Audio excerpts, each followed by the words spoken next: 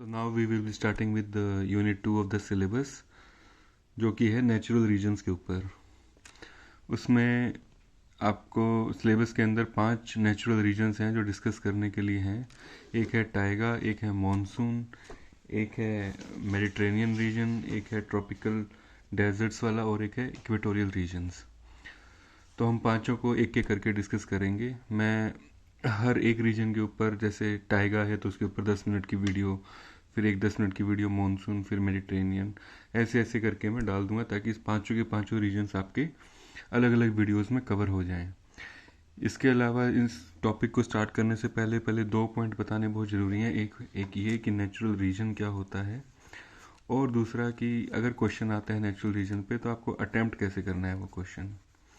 ठीक है, तो जहाँ तक बात अटेम्प्ट की है, तो जैसे मैंने पहले बताया था कि कोई भी क्वेश्चन आता है इस पेपर, मतलब जो आपका पूरा पेपर है ये रीजनल ज्योग्राफी का, इसमें किसी भी टॉपिक में कोई भी टॉपिक अगर है उसका क्वेश्चन आप अटेम्प्ट कर रहे हो तो वहाँ पे आपको एक मैप बनाना बहुत ज़रूरी होता है। विदाउट मैप आपको मार्क्स नहीं आएंगे, आप कितना भी उसको डिस्क्राइब कर देना। मैप होना बहुत ज़्यादा ज़रूरी है। जितने ज़्यादा मैप्स आप इंक्लूड कर सकते हैं, जितने ज़्यादा आप डायग्राम्स इंक्लूड कर सकते हैं, उतना ही ज़्यादा मार्क्स फैचिंग होंगे, उतने ही ज़्यादा मार्क्स आपके अच्छे आएंगे इस टॉपिक्स में। क्योंकि वर्ल्ड रीजनल ज्योग्राफी का मतलब ही है कि आपको रीजनल अलग अलग रीजन जो है उनको डिस्क्राइब करना है, और किसी भी चीज़ को डिस्क्राइब करने के लिए हमें मैप्स की और डायग्राम्स की ज़रूरत होती है। तो जितने मैप हो सके आप इसमें इंक्लूड कर सकते हो। हर टाइगा, मॉनसून, मेडिटेरेनियन, ये जो हैं इनके फिक्स्ड रीजन्स हैं। आप कोई भी बुक देखेंगे उसके अंदर इसका एक मैप बना रखा होगा कि टाइगा कहाँ पर है, मॉनसून वाला एरिया कहाँ कहाँ पर है, मेडिटेरेनियन वाला कहाँ पर है। हालांकि अलग से भी अगर मुझे मिलेगा मैं सेंड कर दूंगा आपको, लेकिन किसी भी बेसिक बुक में आपको ये मिल जाएगा। फिर दूसरा पॉइंट है कि नेचुरल रीजन होता है क्या है। नेचुरल रीजन का मतलब है कि वो रीजन, ठीक है, जो नेचुरली अपने आप में एक सेल्फ कंटेन्ड रीजन है। कहने का मतलब है कि जो क्लाइमेट है बेसिकली, तो क्लाइमेट के बेसिस पे जो रीजन्स अलग अलग हो गए हैं अर्थ सरफेस के ऊपर, ठीक है, अलग अलग एरियाज में हमने अपने रीजन्स में अर्थ सरफेस को डिवाइड कर दिया है on the basis of climate. ठीक है, तो वहाँ का temperature, rainfall, snowfall, day light, ये जो क्लाइमेट के जितने भी मेजर प्रॉपर्टीज़ होती हैं उन सबको ध्यान में रखते हुए हमने वर्ल्ड को या अर्थ को बहुत सारे रीजन्स में डिवाइड किया है। ठीक है, इन नेचुरल फैक्टर्स के बेसिस पे, तो उनको बोलते हैं नेचुरल रीजन्स। जितने भी रीजन्स हैं, ठीक है, इनकी कोई क्लियर कट बाउंड्री नहीं होती है। ठीक है, सिर्फ ट्रांजिशन मिल जाएगा कि एक तरह की करेक्टरिस्टिक है। मान लो कहीं कोई एरिया है जहाँ पे विंटर्स बहुत ज़्यादा हार्श होती हैं, सर्दियों में बहुत ज़्यादा टेम्परेचर लो हो जाता है, तो इस एरिया से दूसरे एरिया में जाना, बाउंड्री बनाना कि यहाँ तक ये एरिया है, ऐसा करना बहुत मुश्किल है। तो कोई क्लियर कट बाउंड्री नहीं होती, लेकिन हम क्या करते हैं, हम कुछ वैल्यूज़ डिसाइड कर लेते हैं कि इससे नीचे अगर वो है, मान लो हमने कहा कि भाई 15 डिग्री से ऊपर अगर इस एरिया में साल में किसी भी टाइम पे टेम्परेचर जाता है तो फिर ये एरिया यहाँ पे नहीं होगा, दूसरा एरिया हम कंसिडर कर लेंगे, दूसरे रीजन में उसको इंक्लूड कर लेंगे उस पार्ट को। तो नेचुरल रीजन का मतलब है कि हमने क्लाइमेट की बेसिस पे अलग अलग अर्थ को अलग अलग रीजन्स में डिवाइड कर दिया है। ठीक है, और वो क्लाइमेट कैसे हैं, उसकी अलग अलग प्रॉपर्टीज़ हैं क्लाइमेट की। उसमें temperature, rainfall, snowfall, day light, ठीक है, नंबर ऑफ डेज, सनशाइन, ये बहुत सारे फैक्टर्स हैं जो हम देखते हैं। तो बेसिकली ये है नेचुरल रीजन। अब हम करेंगे एक एक रीजन को डिस्कस। तो सबसे पहले जो भी ये वीडियो है इसमें मैं टाइगा को डिस्कस करूँगा। नेक्स्ट वीडियो में फिर हम बाकी जो बचे 4 हैं एक एक करके उसको डिस्कस करते जाएंगे। तो जो टाइगर रीजन है, सबसे पहले हम बात करेंगे। आपके सिलेबस में जो है इस हर नेचुरल रीजन के 3 तरीके से डिस्कस करना है। एक बात करनी होती है लोकेशन की, कि कहाँ, और एक्सटेंट, मतलब कि कहाँ उसका लोकेशन है, कहाँ एग्जिस्ट करता है, वो किस लैटिट्यूड्स पे है, वो जो रीजन है उसका लैटिट्यूडनल एक्सटेंट क्या है, उसकी लोकेशन क्या है। ठीक है, दूसरा हमें डिस्कस करना होता है वहाँ का क्लाइमेट। तो हम क्लाइमेट में डिस्कस करेंगे कि वहाँ कैसा टेम्परेचर होता है, कैसी रेनफॉल होती है, ठीक है, सीजन्स होते हैं तो किस तरह के सीजन्स वहाँ पे देखने को मिलते हैं। ठीक है, और लास्ट में जो तीसरा आप टॉपिक दे रखा है वो है human life and economic life. तो यानी कि ह्यूमन ने अपने आप को कैसे अडेप्ट किया वहाँ पे। तो अलग अलग तरह का टेम्परेचर है कि डेजर्ट्स में बहुत ज़्यादा गर्मी होती है, और टाइगा में जैसे बहुत ज़्यादा ठंड है, तो आदमी ने, ह्यूमन ने वहाँ पे अपने आप को कैसे अडेप्ट किया उस इन्वायरमेंट के साथ। और दूसरा इकोनॉमिक लाइफ, मतलब सिर्फ अडेप्ट करना एक बात नहीं है, वहाँ पे रहना, वहाँ पे सस्टेन करना, वहाँ पे जीना, ठीक है। तो कुछ ना कुछ आपको रिसोर्सेज चाहिए, किसी ना किसी तरीके से आप, एक इकोनॉमी होगी वहाँ की लोकल। तो वो कैसे बनी है, उसकी मेन प्रॉपर्टीज़, उनकी मेन कैरेक्टरिस्टिक क्या है। तो तीन चीज़ें हम डिस्कस करेंगे, एक लोकेशन एंड एक्सटेंट, एक हम क्लाइमेट डिस्कस करेंगे, और एक हम डिस्कस करेंगे कि वहाँ की ह्यूमन लाइफ और इकोनॉमिक लाइफ कैसी है। तो सबसे पहले टाइगा हम डिस्कस कर रहे हैं। टाइगा में हम बात करेंगे लोकेशन एंड एक्सटेंट की, कि कहाँ पे उसकी लोकेशन है। तो टाइगा जो है बेसिकली उसके नॉर्थ में टुंड्रा है, ठीक है, और उसके नीचे साउथ में है टेम्परेट ग्रासलैंड, ठीक है। तो टाइगा का अगर हम बेसिकली बात करें तो 50 से 70 डिग्री के आसपास ये कहीं रीजन है। इससे ऊपर अगर आप जाओगे तो टुंड्रा हो जाता है, उसके नीचे अगर आप आओगे तो टेम्परेट ग्रासलैंड है, ठीक है। तो नीचे वाला रीजन कौन सा है, जो 40-50 डिग्री का है, जहाँ पे आपको स्टेपीज मिल जाएंगे, ठीक है, जहाँ पे आपको थोड़ा सा नीचे आओगे तो हो सकता है प्रेरीज मिल जाएं, ठीक है। तो ये वाला एरिया जो है वो बेसिकली ये वाला है टेम्परेट ग्रासलैंड वाला। ऊपर क्या है, टुंड्रा। टुंड्रा वो एरिया है जहाँ पे लगभग लगभग स्नो ही रहती है पूरे साल, हल्के फुल्के 1-2 महीने को छोड़ के लगभग पूरे टाइम वहाँ पे स्नो होती है, तो उसको बोलते हैं टुंड्रा। तो उसके बीच का ये एरिया है, ठीक है, ग्रासलैंड्स का और कंप्लीट स्नो कवर के बीच का जो एरिया है वो टाइगा है, ठीक है। इसके बाद हम बात करते हैं कि ये तो हो गया कि ब्रॉडली कि टुंड्रा और टेम्परेट ग्रासलैंड के बीच में होता है, लेकिन कौन से ऐसे एरियाज हैं जो इसके अंदर आते हैं। तो बेसिकली एक एरिया नॉर्थ अमेरिका में है और दूसरा एरिया यूरोप और एशिया में है। तो नॉर्थ अमेरिका में कौन सा पार्ट है, अगर आप अमेरिका का मैप देखोगे ना कभी, तो एक मिनट में आपको एग्जांपल के तौर पे बता देता हूँ। ये जो है बेसिकली अमेरिका का मैप है, नॉर्थ अमेरिका का जो कनाडा वाला पोर्शन है ना, ये अलास्का हो गया, ठीक है, और ये कनाडा वाला रीजन है। तो इसका जो एरिया है बेसिकली, तो इसने बोला है सेंट्रल एंड वेस्टर्न अलास्का। तो अलास्का में ये वाला जो एरिया है ये इसके अंदर आता है, ठीक है। इसके अलावा उसने बोला है नॉर्थ वेस्टर्न एरिया, जो नॉर्थ वेस्ट वाला है ये कनाडा है। ये जो नॉर्थ वेस्टर्न टेरिटरी है ना, ये अगर आप देखोगे नॉर्थ वेस्टर्न टेरिटरी, तो ये वाला जो एरिया नॉर्थ वेस्ट टेरिटरी जो है कनाडा की, यूकन टेरिटरी बोलते हैं इसको, क्योंकि यहाँ पे जो ट्राइब्स है उसको यूकन्स बोलते हैं, तो यूकन टेरिटरी है यहाँ पे, ठीक है। इसके अलावा उसने बोला है हडसन बे एंड लेब्राडोर। तो हडसन बे और लेब्राडोर है ये वाला एरिया, ठीक है। ये लेब्राडोर सी है, ये हडसन बे है, ये हडसन बे है, ये लेब्राडोर सी है। आराम से देख लेना उसमें एटलस में, ये हडसन बे, ये लेब्राडोर। तो नॉर्थ अमेरिका में ये जो पोर्शन है ना, नॉर्थ और सेंट्रल अलास्का, ठीक है, ये अलास्का वाला पोर्शन, नॉर्थ वेस्ट कनाडा और हडसन बे और लेब्राडोर, ये पूरा एरिया आता है इसमें टाइगा में। इसके अलावा यूरोप और एशिया में जो एरिया आता है वो है ईस्टवर्ड ऑफ स्कैंडिनेविया। स्कैंडिनेविया का मतलब क्या है कि ये जो नॉर्वे, फिनलैंड, नॉर्वे है ना कंट्रीज़ हैं, ठीक है, इसके ईस्ट वाला जो एरिया है बेसिकली ये जो है पूरा ये साइबेरिया है, ठीक है, ये पूरा एरिया है साइबेरिया। तो ईस्टवर्ड ऑफ स्कैंडिनेविया मतलब इसके ईस्ट में। फिर क्या है, across all the Siberia to Pacific, यहाँ से शुरू होकर के ये पूरा का पूरा एरिया, ये पैसिफिक है, यहाँ तक ये पूरा का पूरा एरिया टाइगा में आता है, ठीक है। तो लगभग अगर आप लेटीट्यूड देखोगे तो 50 से 70, मैंने बोला है कि 50 डिग्री से लेके 70 डिग्री के बीच में होता है। तो ये एरिया कहाँ पड़ रहा है, 50 डिग्री है ये देख रहे होगे आप, 50 डिग्री है ये, और ये क्या है, ये 70 डिग्री है। तो इसके बीच का ही एरिया है, लगभग लगभग 50 डिग्री से 70 डिग्री के बीच का एरिया है, ठीक है।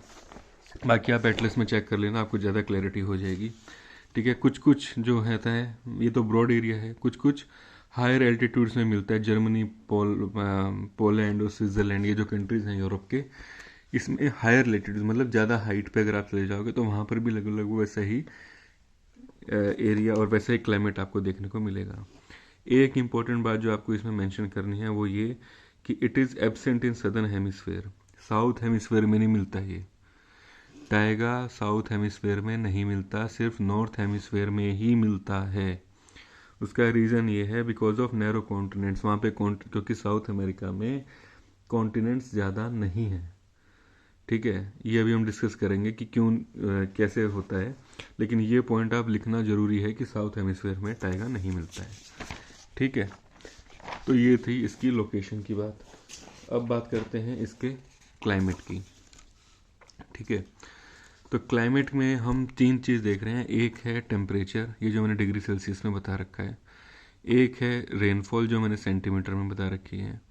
एक है basically hours of day light. ठीक है, तो मतलब कि कितने घंटे दिन में, मतलब डे जो होता है वो दिन जो होता है बेसिकली वो कितने घंटे का होता है।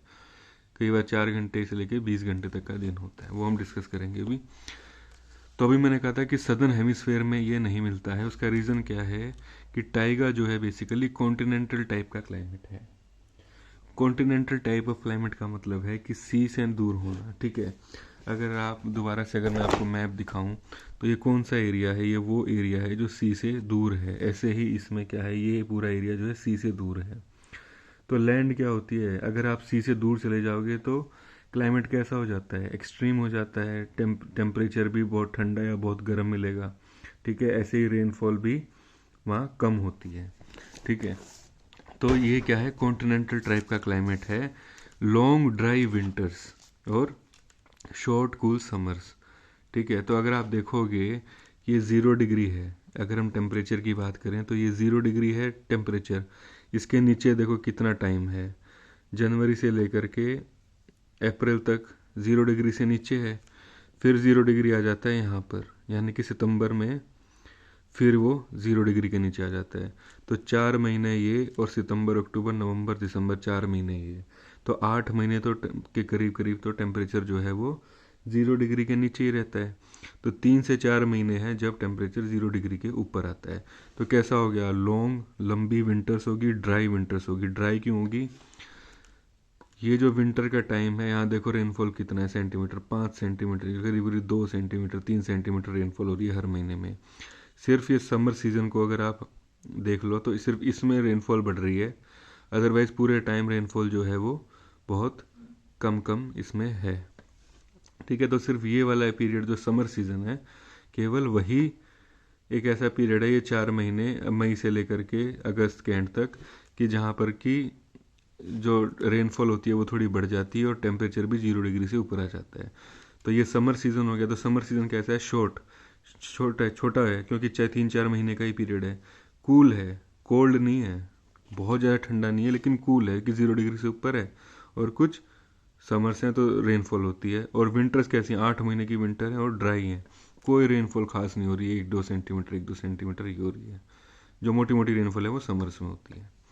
ठीक है, annual range of temperature is greatest. अगर हम मैक्स टेम्परेचर का डिफरेंस देखें तो जो पीक है समर का, उसमें क्या टेम्परेचर है, करीब करीब 15 डिग्री। और जो विंटर का पीक है उसमें क्या टेम्परेचर है, करीब -25 डिग्री। अगर आप ध्यान से देखो तो -25 डिग्री है। तो डिफरेंस कितना हो गया समर के और इसमें विंटर के टेम्परेचर में, 15 से -25, यानी कि 40 डिग्री का फ़र्क है। तो सबसे ज़्यादा रेंज अगर आपको देखना हो ना, डिफरेंस समर में और विंटर में अगर टेम्परेचर का डिफरेंस देखना हो, तो सबसे ज़्यादा जो रेंज होती है ना, इसको रेंज बोलते हैं, जो डिफरेंस होता है 40 डिग्री जो रेंज है, ये ग्रेटेस्ट है। ये दुनिया में कहीं पर भी इतनी ज़्यादा रेंज नहीं मिलती कि सर्दी और गर्मी के टेम्परेचर में इतना डिफरेंस हो। ठीक है, सबसे ज़्यादा जो रेंज है वो यहीं मिली जाती है। और मैक्सिमम साइबेरिया में, जो मैंने बताया था ना एशिया यूरोप वाला रीजन है, उसमें जो रेंज ऑफ टेम्परेचर होता है ना, डिफरेंस मैक्सिमम और मिनिमम में, वो सबसे ज़्यादा साइबेरिया में होता है। ठीक है, ठंडियों में जो सर्दियाँ हो रही होती हैं उस टाइम पे एक और फिनोमेना होता है, जो पोलर वाला एरिया है वहाँ से भी invasion of very cold continental air mass. ठीक है, जो पोल वाला एरिया वहाँ से भी और ठंडी हवाएं आ जाती हैं, तो वो सर्दियों में और भी ठंडा कर देती हैं। ठीक है, ये फिनोमेना मैंने आपको बता दिया। प्रेसिपिटेशन इंक्रीजेज इन समर, तो जो रेनफॉल और जो है बेसिकली वो समर में इंक्रीज होती है। रेनफॉल ये मैंने बताया था कि समर में बढ़ गई, फिर दोबारा जैसे जैसे ठंड शुरू हुई दोबारा कम होगी, तो समर में रेनफॉल बढ़ जाती है। उसका रीज़न क्या है, टेम्परेट साइक्लोन बनता है इस एरिया में बेसिकली। सैम्परेट ट्रॉपिकल साइक्लोन नहीं, टेम्परेट साइक्लोन जो हायर लैटिट्यूड्स में बनता है, उसका असर कभी कभी इसमें आ जाता है। तो साइक्लोन क्या है, उस टाइम पे समर्स में यहाँ पे रेनफॉल कर देता है। ठीक है, अब कहोगे कि 50 से 70 डिग्री में क्या होता है कि पूरा का पूरा जो बेल्ट्स हैं बेसिकली वो ऊपर शिफ्ट करेगी, प्रेशर बेल्ट।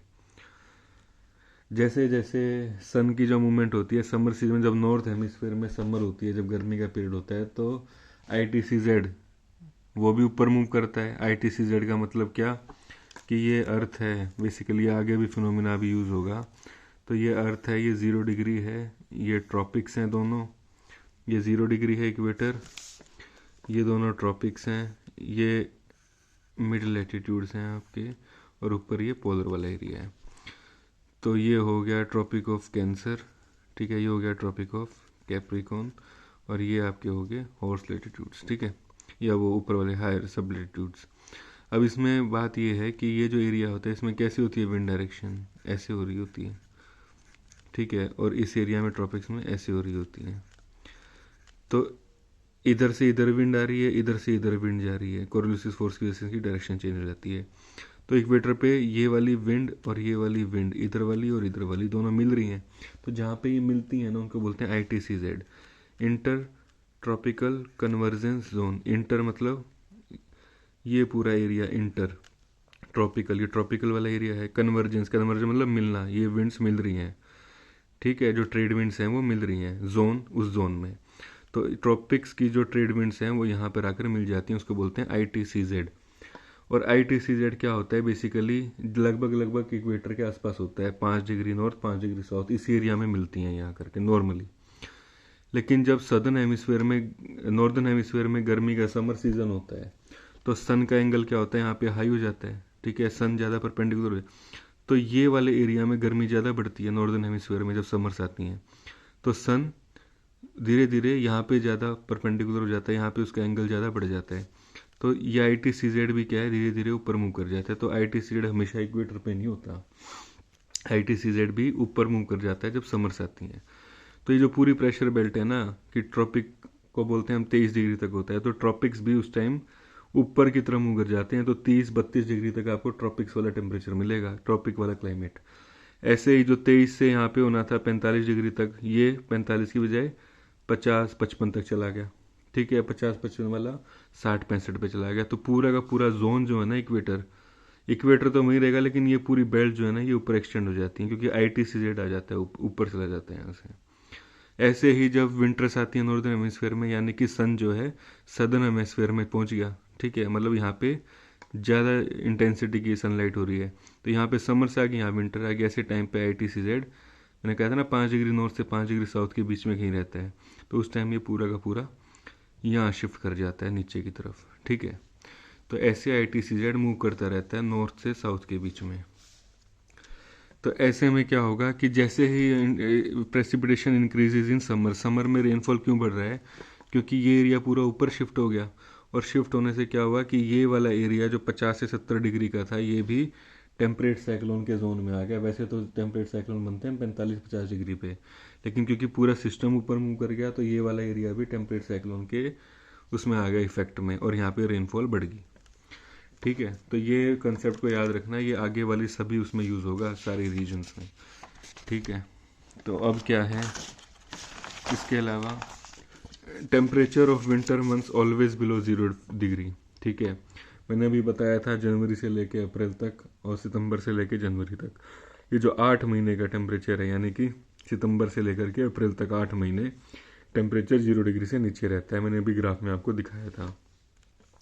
जब टेम्परेचर 0 रहता है तो जो मिट्टी के अंदर पानी है वो भी जम जाता है, तो सॉयल वाटर भी जो होता है वो फ्रोजन रहता है 6-7 महीने तक। तो ज़मीन भी मतलब जमी रहती है, मिट्टी भी, और ऊपर भी टेम्परेचर हवा में जो है वो 0 डिग्री से नीचे रहता है। तो अगर हम कहीं बात करें कि यहाँ पे भाई इतना हार्श अगर क्लाइमेट है, तो क्या क्रॉप्स होंगी, क्या खेती बाड़ी करोगे, कुछ भी नहीं कर पाओगे, क्योंकि 50 दिन के आसपास टाइम मिलता है जब आपको वेजिटेशन या कुछ भी जो वनस्पति है उसको उगने के लिए या खेती बाड़ी करने के लिए 50 से 100 दिन के बीच का टाइम होता है।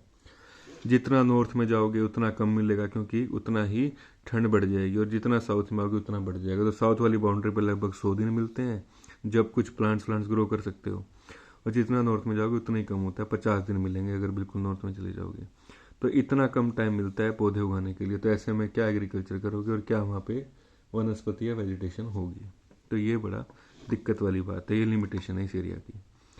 वेजिटेशन जो वनस्पति है वो बेसिकली कैसी मिलती है, कॉनिफरस फॉरेस्ट मिलते हैं। कॉनिफरस फॉरेस्ट देखेंगे आपने कैसे होते हैं, ऐसे होते हैं लगभग, ठीक है, इस शेप में, ठीक है। कैसे होंगे, उनके कोन शेप होगी, मतलब ये कोन की तरह होगे ना, कि यहाँ पे अगर बर्फ़ गिरेगी ऊपर से तो पूरी की पूरी जमेगी नहीं, नीचे चली जाएगी। तो इनकी कोन शेप होती है। हाइट इनकी ज़्यादा नहीं होती, करीब करीब 15 मीटर के आसपास से 20 मीटर इनकी हाइट होती है। एवरग्रीन होते हैं, ठीक है, कभी पत्ते नहीं इनके, क्योंकि पूरा टाइम लगभग सेम टाइप का रेनफॉल रहता है, थोड़ा बहुत बढ़ता है बस समर्स में, अदरवाइज सेम ही हो रहता है। तो ऐसा कोई सीज़न नहीं आता कि जहाँ पे इनको लगे कि भाई अब पानी की दिक्कत ज़्यादा है तो पत्ते शेड कर दो, जैसे डेसिडियस फॉरेस्ट में होता है। तो यहाँ पेड़ जो है एवरग्रीन, पूरा टाइम पत्ते इन पे रहते हैं। पत्ते कैसे होते हैं, नीडल लीफ, सुई की तरह होते हैं बिल्कुल। उसका रीज़न ये है कि जितना बड़ा पत्ता होगा उतना ज़्यादा ट्रांसपीरेशन होगा, जो सांस लेता है पत्ता तो ऑक्सीजन बाहर छोड़ता है, तो वो उतना ही कम करना पड़े। अगर कम उसका साइज होगा तो पत्ते का, उतना ही कम उसको ट्रांसपीरेशन की जरूरत पड़ेगी, इसलिए उसने अपने आप को नीडल जैसा बना दिया है, ठीक है। और डेंसिटी कैसी होती है पेड़ों की, तो बहुत घने जंगल टाइप नहीं होता, खुले खुले से होते हैं। एक पेड़ यहाँ पे, एक पेड़ वहाँ पे, एक पेड़ वहाँ पे, एक पेड़ वहाँ पे, एक पेड़ वहाँ पे, तो इस तरह का होता है कि बिल्कुल घना जंगल नहीं होता, ऐसे ही होता है, सीधा सीधा सा जंगल होता है, बड़ा गैप होता है ट्रीज के बीच में। तो ये हो गया इसका क्लाइमेट। अब बात करते हैं ह्यूमन और इकोनॉमिक लाइफ की, ठीक है। तो मैंने बता दिया कि पेरी ग्लेशियल लैंडफॉर्म है, कि सॉइल तो पूरी तरीके से जमी नहीं होती, यहाँ पे जमी होती है, मतलब बर्फ रहती है एकदम।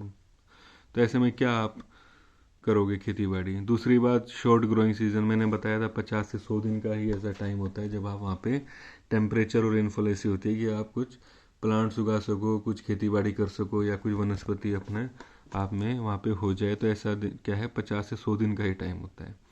तो अगर ऐसा क्लाइमेट रहेगा तो क्या होगा, लिमिटेड क्रॉप फार्मिंग, मतलब खेती बाड़ी तो होगी नहीं या बहुत कम होगी, लिमिटेड होगी, बिल्कुल लिमिटेड क्रॉप फार्मिंग, खेती बाड़ी बिल्कुल लिमिटेड होगी, ठीक है। वो कहाँ होती है, जो बाल्टिक सी है ना उसके आसपास जो एरिया है उसमें, बाल्टिक सी है उसमें, एटलस में देखना, उसके आसपास का जो वो बेसिकली साउथ वाले उसमें है। तो अगर ये जो ग्रासलैंड वाला मैंने बताया था ना कि ऊपर तो टुंड्रा है, बीच में टाइगा है, नीचे ग्रासलैंड है, तो ये वाला जो एरिया है ना बिल्कुल साउथ वाला टुंड्रा का, टाइगा का, वहाँ पे थोड़ी सी गर्मी ज़्यादा रहती है, वहाँ पे 100 दिन के आसपास मिल जाते हैं बाल्टिक सी के आसपास, और वहाँ पानी भी अवेलेबल रहता है पूरे टाइम पे। तो इस वजह से उस बाल्टिक सी के अराउंड खेती बाड़ी हो जाती है। क्या उगाते हैं, गेहूँ, व्हीट, राई उगाते हैं, बारले उगाते हैं और ओट्स, ठीक है। ये 4 चीज़ें हैं जो मेनली वहाँ उगाई जाती हैं। इसके अलावा क्या है, डेयरी करते हैं थोड़ा सा। डेयरी में कैसे है, अपने यहाँ जैसे हरियाणा में करते हैं ना, या हिंदुस्तान में तो लगभग हर जगह करते हैं कि सब्सिस्टेंस की क्रॉप, इतनी ज़्यादा खेती तो होती नहीं है। तो डेयरी क्या है, टेम्परेचर ठंडा है तो आपका जो सामान है वो काफ़ी टाइम तक प्रिजर्व रह सकता है, जल्दी ख़राब नहीं होगा। तो दूध, दही और जो है चीज़, बटर, ये सारी चीज़ें ऐसी होती हैं जो ये काफ़ी टाइम तक प्रिजर्व कर लेते हैं, और इसका एक्सपोर्ट भी करते हैं धीरे धीरे। पहले तो नहीं करते थे, लेकिन अब धीरे धीरे क्या है, वहाँ पे इंडस्ट्रीज छोटी मोटी शुरू हो गई हैं ताकि वो एक्सपोर्ट करना भी शुरू कर दिया। तो वैसे तो खाना काम कैसे चलता है वहाँ के लोगों का, कि थोड़ी बहुत ये उगा लिए और थोड़े बहुत डेयरी कर ली, तो मिलजुल के उनका काम चल जाता है। इसके अलावा फिशिंग करते हैं उस एरिया में, फ्रेश जो फिशिंग होती है वो करते हैं। और मीट मीट जो होता है बेसिकली वहाँ पे जो भी है उसका हंटिंग वाला अभी भी वहाँ पे है, तो एरिया है वहाँ पे हंटिंग अभी भी होती है, वॉलरस की और इन सब चीज़ों की। कुछ कुछ कैरीबाऊ और वो एनिमल्स मिलते हैं जिनकी वो हंटिंग करते हैं, उसको मीट उसका खाते हैं और फिशिंग भी करते हैं, ठीक है। तो दोनों चीज़ वो लोग करते हैं। अब बात रहेगी इसके अलावा और क्या करते हैं, तो कॉनिफरस एवरग्रीन जो फॉरेस्ट है बेसिकली, ठीक है। अभी मैंने बताया था कि कॉनिफरस फॉरेस्ट में कौन शेप के होते हैं, ठीक है।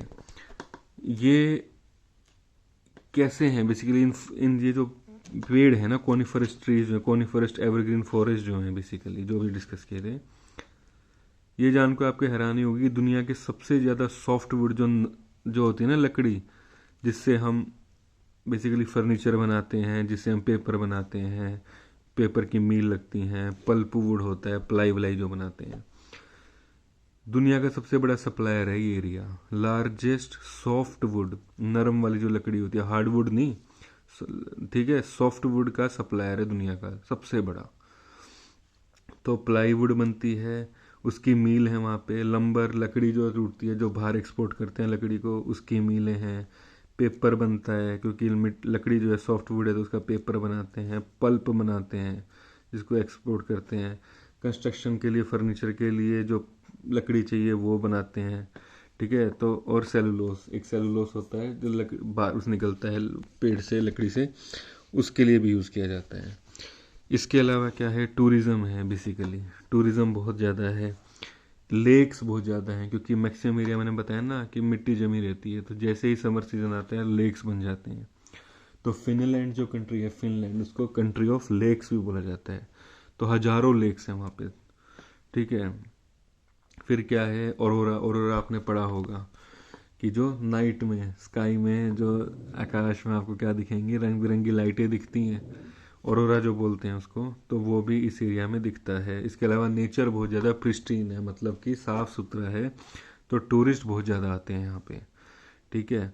तो ये वाला एरिया टूरिज़्म के लिए भी धीरे धीरे बढ़ रहा है। दूसरी बात, पोर्ट्स हैं क्योंकि कोस्ट कैसी है, पूरा कोस्टल एरिया है इस साइड वाला, तो और ये कैसा है, थोड़ा इंटेंडेड कोस्ट है, तो कोस्टल भी मिल जाता है। अब बात करते हैं कि बेसिकली क्या लोग हैं। तो स्पार्स, ट्राइबल्स लोग रहते हैं। पॉपुलेशन कैसी है, स्पार्स है, मतलब कहीं पर भी आपको बड़ी सेटलमेंट नहीं दिखेगी, बड़े घनत्व नहीं दिखेगा कभी बहुत ज़्यादा, कहीं पर भी बिल्कुल स्पार्स है, फैली हुई है। थोड़े बहुत लोग एक जगह रह रहे हैं, थोड़े बहुत लोग दूसरी जगह ले रहे हैं। तो हेमलेट टाइप की जो होती है ना, हेमलेट बोलते हैं जिसमें 5-7 घर हों, फिर 5-7 घर हों, फिर 5-7 घर हों, ठीक है। तो इस टाइप का है, ट्राइबल्स रहते हैं वहाँ पे जनरली। फूड में क्या है, उनकी फ़िश खाते हैं। कपड़े किसके पहनते हैं, वो फर के, जो मैंने कहा ना एनिमल जो हंटिंग करते हैं, मीट लेते हैं, उसी जानवर के वो फर निकाल के, फर वाले जानवर होते हैं इतनी ठंड में, तो उसी के वो कपड़े पहनते हैं। घर हट्स में रह रहे हैं, ठीक है। छोटे मोटे जो शहर हैं वो नदियों के आसपास हैं, ठीक है। डेवलपमेंट इस एरिया की ज़्यादा हुई नहीं है। रीज़न क्या है, क्योंकि एक्सेसिबिलिटी, क्योंकि वहाँ तक पहुँचना बड़ा मुश्किल काम है, ठंड बहुत ज़्यादा होती है, और इंफ्रास्ट्रक्चर कुछ रोड रेलवेज इस टाइप का वहाँ पे डेवलप हुआ नहीं है, तो इनएक्सेसिबल है। अगर 8 महीने बर्फ़ जमी रहेगी तो कैसे इंफ्रास्ट्रक्चर बनाओगे, इसलिए वहाँ पे डेवलपमेंट ज़्यादा पहुँच नहीं पाई। No means of communication, communication के भी संसाधन वहाँ पे हैं नहीं ज़्यादा अवेलेबल, ठीक है। तो पॉपुलेशन डेंसिटी इज़ लो, ठीक है। तो पॉपुलेशन डेंसिटी एक तो इसलिए बता दें कि ट्राइबल्स रह रहे हैं, दूर दूर रह रहे हैं। रीज़न क्या है कि मैन लैंड रेशो कम है, इतने ज़्यादा रिसोर्सेज, संसाधन ही नहीं है कि बहुत बड़ी पॉपुलेशन को, जनसंख्या को वहाँ पे रख सकें, ज़्यादा स्टेबलाइज हो सके पॉपुलेशन। वहाँ पे क्या है कि कम ही लोग रह सकते हैं, क्योंकि इतने ज़्यादा रिसोर्सेज, मैन लैंड रेशो होता है कि एक पर्टिकुलर लैंड पे, मान लो 1 स्क्वायर किलोमीटर लैंड पे कितने लोग रह सकते हैं, तो उसको बोलते हैं मैन लैंड रेशियो। तो वो वहाँ की बहुत कम है, कि जो ज़मीन का टुकड़ा जो होता है ना बेसिकली, वो इतने रिसोर्सेज नहीं है उस लैंड में कि बहुत ज़्यादा पॉपुलेशन को सस्टेन कर सके वहाँ पे। इसके अलावा क्या है, कुछ डेवलपमेंट्स हुई हैं जो मैं आपको बता देता हूँ। एक उनमें सबसे बड़ी है कि ऑयल और नेचुरल गैस यहाँ पे मिल गई है। तो नॉर्वे को इसका सबसे बड़ा फ़ायदा मिला है। नॉर्वे सबसे बड़ा एक्सपोर्टर है यूरोप में, सारा ऑयल वो एक्सपोर्ट कर देता है यूरोप को। नेचुरल गैस भी यहाँ पे मिल गई है, तो नेचुरल गैस भी धीरे धीरे एक्सपोर्ट करने लगा है। जहाँ तक बात है मिनरल्स की, तो कोयला मिलता है, ऑयल मिलता है, और मीथेन, तीनों चीज़ यहाँ पे मिल रही हैं। आयरन मिलता है, ठीक है, सोना मिल रहा है, चांदी मिल रही है, गोल्ड और सिल्वर दोनों की यहाँ पे माइंस हैं। डायमंड भी मिल रहा है यहाँ पे। तो गोल्ड, सिल्वर, डायमंड देख रहे हो कैसी कैसी चीज़ यहाँ पे हैं, उसकी माइनिंग हो रही है। आयरन, लोहा भी यहाँ पे है, कोल, ऑयल और मीथेन। कनाडा की जो 30% इकोनॉमी है ना, वो माइनिंग से ही होती है, वहाँ पे ये सब माइनिंग होता है, इस तरह की चीज़ें। तो कनाडा की जो 30% इकोनॉमी है वो माइनिंग से ही चलती है। फिर ये लोग फर का भी ट्रेड कर रहे हैं, मैंने कहा था ना फर के कपड़े पहनते हैं। जो एनिमल्स होंगे कैसे होंगे इतनी ठंड में, फर वाले होंगे, तो फर ले लेते हैं, फॉक्स का, लोमड़ी का, गिलहरी का, स्क्विल, मतलब फॉक्स, स्क्विरल और मिंक, मतलब लोमड़ी का, गिलहरी का, और जो वहाँ का लोकल मिंक जो एनिमल होता है उसकी वो फर उतार लेते हैं और उससे कपड़े वपड़े बनाते हैं और फिर वो आगे एक्सपोर्ट करते हैं। लेकिन कुछ दिक्कतें भी हैं इस एरिया की, नेचुरल और ह्यूमन दोनों है। नेचुरल, क्लाइमेट चेंज हो रहा है, तो उसकी वजह से क्या है, यहाँ पे जो पहले इन्वायरमेंट होता था वैसा नहीं है। अब उतनी सर्दियाँ नहीं पड़ रही है, उस टाइप की जो क्लाइमेट है वो चेंज हो गया, टेम्परेचर बदल रहा है, रेनफॉल बदल रही है, सारे पैटर्न बदल रहे हैं। और ह्यूमन क्या है कि क्लाइमेट चेंज नेचुरल भी है, ह्यूमन भी है। हंटिंग करते हैं, ठीक है, जानवरों का हंटिंग करते हैं प्रोडक्ट्स बेचने के लिए। धीरे धीरे वहाँ की जो जानवरों की पॉपुलेशन है वो भी कम हो रही है, कुछ कुछ तो इतनी कम हो गई है कि अब लगता है कि बच ही नहीं पाएगी वो स्पीशी। डिफॉरेस्टेशन, मैंने कहा कि क्या डिफोरेस्टेशन से कैसे, मतलब कि जंगल भी साफ कर रहे हैं, किस लिए? एक तो इसलिए क्योंकि मैंने आपको बताया कि वो जो पेड़ है वो सॉफ्टवुड है, तो फर्नीचर, पेपर, ये सब बनाने के लिए यूज़ होता है, तो इसलिए जंगल काटे जाते हैं। उसकी वजह से क्या है, हैबिटेट जो है बेसिकली काफ़ी सारे जानवर जंगल में, इन पेड़ों में या इस एरिया में, फॉरेस्ट में वो रहते थे, पशु जानवर, उन सब का जो घर था, हैबिटेट थी, वो ख़त्म होगी। ठीक है, सॉइल इरोजन हो गया कि जब तक जंगल होते हैं तो मिट्टी को बांध के रखते हैं, जैसे ही जंगल खत्म हुआ तो मिट्टी भी लूज पड़ गई, उसका भी इरोजन हो गया। ठीक है, कन्वर्ट कर रहे हैं, धीरे धीरे एग्रीकल्चर लैंड बढ़ा रहे हैं, तो उसकी वजह से भी डिफोरेस्टेशन हो रहा है। फिर क्या हुआ कि जो आदमी वहाँ पे आके, बाहर से भी काफ़ी लोग आके बसने लगे हैं, तो इन्वेजिव स्पीशीज होती है। इन्वेजिव मतलब जो लोग बाहर से आ रहे हैं वो अपनी तरह के जानवर वहाँ पे लेके आ रहे हैं। उन जानवरों ने क्या है, वहाँ की हैबिटेट, वहाँ की इकोसिस्टम को ख़राब कर दिया। नई स्पीशीज़ आ गई हैं जो वहाँ के नेचुरल इन्वायरमेंट के हिसाब से नहीं है। ठीक है, फिर एक पोल्यूशन, जैसे ही लोग वहाँ पे ज़्यादा होंगे, जैसी पॉपुलेशन बढ़ने लगी, तो पॉपुलेशन की भी दिक्कत वहाँ आने लगी है। तो ये है टाइगा।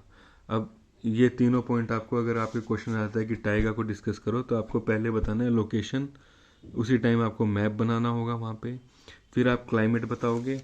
ठीक है, क्लाइमेट में जब अगर आप डिस्कस करोगे तो ये जो मैंने मैप आपको बताए थे ना क्लाइमेट में, ये आप बना सकते हो। ठीक है, ये टेम्परेचर का, ये रेनफॉल का, और ये आवर्स ऑफ डे लाइट। मतलब जब सर्दी होती है ना, तो तब आपको लगा कि 4 घंटे के ही सूरज निकलता है, लेकिन जैसे जैसे समर्स होती जाएंगी तो पता लगा दिन में 20 घंटे सूरज निकल रहा है, 4 घंटे की रात है।